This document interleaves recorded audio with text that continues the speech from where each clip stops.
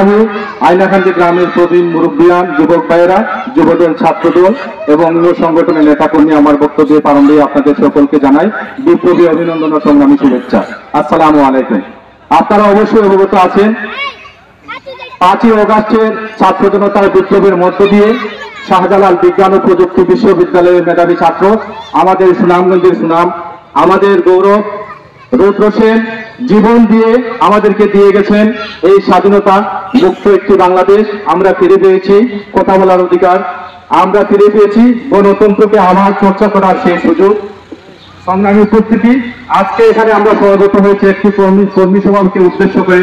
যারা আয়োজন করেছেন এই কর্মী সভায় তাদেরকে ব্যক্তিগত পক্ষ থেকে অভিনন্দন জানাচ্ছি। উপস্থাপনায় আছেন উপজেলা ছাত্র দলের যুগ্ম আহ্বায়ক শাহ কামাল তালুকদার এবং যারা এই আয়োজনকে সফল করার জন্য কাজ করেছেন উপজেলা যুব দলের সংগ্রামী সদস্য কাউসার আহমদ, উপজেলা কৃষক দলের সদস্য শেহুল আহমদ সহ অত্র গ্রামের যুবদল ছাত্র দলের নেতৃবৃন্দ, সবাইকে অভিনন্দন এবং শুভেচ্ছা এবং ধন্যবাদ জ্ঞাপন করছি আজকে যারা এখানে উপস্থিত হয়ে এই অনুষ্ঠানকে সফল করেছেন।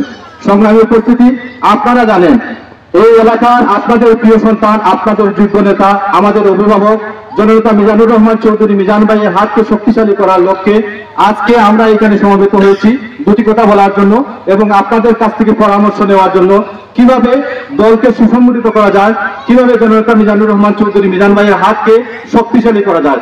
অবশ্যই শিলচাপুর ইউনিয়ন মিজান ভাইয়ের গাছি, বিএনপির গাছি আমরা জানি। তারপরেও দীর্ঘ 16 বছর আমরা পরাধীন ছিলাম, আমাদের বাক স্বাধীনতা ছিল না, গণতন্ত্র ছিল না, ভোটের অধিকার ছিল না, মানবাধিকার ছিল না, আমরা উন্নয়ন থেকে বঞ্চিত হয়েছি, আমরা আমাদের ন্যায্য হিস্সা থেকে বঞ্চিত হয়েছি। তাই এখন সময় এসেছে যারা রাজনীতিতে সক্রিয় হতে পারেন নাই, যারা সুযোগের অভাবে কথা বলতে পারেন নাই, ইচ্ছা থাকা সত্ত্বেও বিএনপির মিছিল মিটিংয়ে অংশগ্রহণ করতে পারেন নাই আওয়ামী লীগ এবং পুলিশ লীগের হামলা মামলার জন্য, তাই এখন যারা নীরব বসেছিলেন আপনাদেরকে আমরা ওয়েলকাম জানাচ্ছি। আপনারা আসুন, জননেতা মিজানুর রহমান চৌধুরী মিজান ভাইয়ের হাতকে শক্তিশালী করুন। অবশ্যই সকল ষড়যন্ত্রের জাল ছিন্ন করে জননেতা মিজানুর রহমান চৌধুরী মিজান ভাই আগামীতে যৌক্তিক সময়ে একটা জাতীয় সংসদ নির্বাচন অনুষ্ঠিত হলে অবশ্যই জননেতা মিজানুর রহমান চৌধুরী মিজান ভাই নমিনেশন নিয়ে আসবেন, বিএনপির মনোনীত প্রার্থী হয়ে আসবেন, দানের শীষ প্রতীক নিয়ে আসবেন।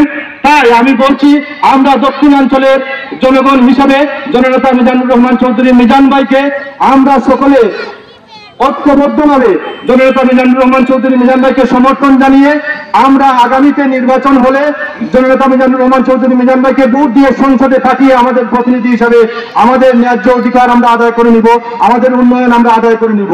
সেই লক্ষ্যে এখন থেকে বসে থাকলে চলবে না, কাজ করতে হবে। আসুন আমরা বেরিয়ে পড়ি এবং ফ্যাসিবাদের দোসরকে প্রতিরোধ করি। যারা এই দীর্ঘ 16 বছর আমাদেরকে রাজনীতি করার সুযোগ দেয়নি, আমাদের নির্বাচনে আমাদের বুথ ডাকাতি করেছে, বুথ চুরি করে নিয়ে গেছিল, সেন্টারে রাতের বুথ দিনের বুথ রাতে দিয়েছিল, তাদেরকে প্রতিহত করতে হবে, এদেরকে দমন করতে হবে। তাই সকলে ঐক্যবদ্ধভাবে এখন থেকে কাজ শুরু করতে হবে।